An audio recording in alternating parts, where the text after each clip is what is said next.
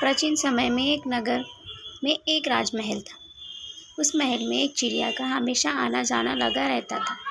एक बार राजमहल में एक छोटा सा परंतु बहुत ही सुंदर तथा मूल्यवान खिलौना पड़ा था। चिड़िया की नज़र उस पर गई।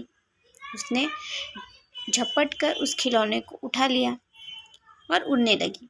इतने में राजा की निगाह उस पर। राजा ने कर्मचारियों को आदेश दिया कि चिड़िया को पकड़ लो, क्योंकि वह खिलौने को पंजे में दबाए गए रही थी। आज महल में मिला खिलौना उत्तम, सुंदर और सलोना। जब चिड़िया को पकड़ा गया तो राजा ने उसे खिलौना छीनवा लिया। खिलौना छिन जाने पर वह चहचहा।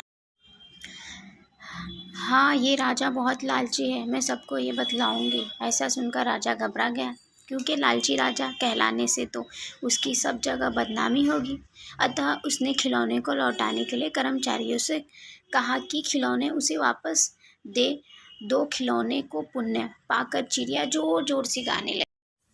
मुझको वापस दिया खिलौना। कितना बुज़दिल है ये राजा। अपने को बुज़दिल डरपोक कहते सुनकर राजा क्रोध से लाल पीला हो गया और आदेश दिया कि इस चिड़िया को काट कर इस पर मसाले लगाकर प्लेट में रखो। कर्मचारियों के वैसे करने पर चिड़िया फिर से चुप न रही और गाने लगी।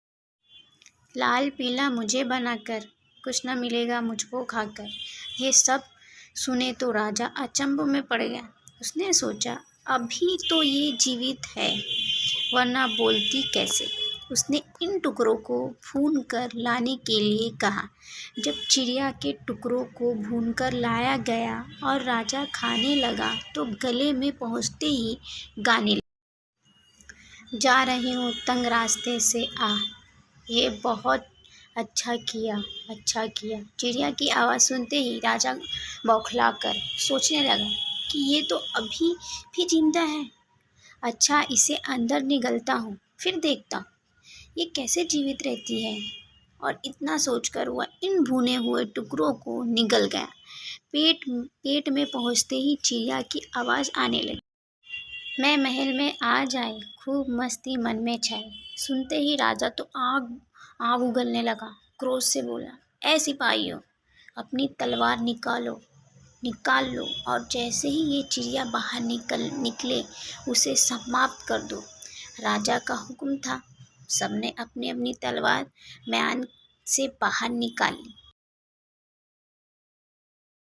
साथ चिड़िया बाहर निकली और राजा के कंधे पर बैठ गई।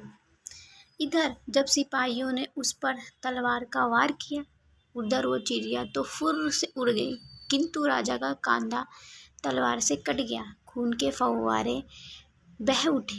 राजा घबराने लगा, मगर चिड़िया पास के वृक्ष की डाल पर बैठी अब गा रही थी।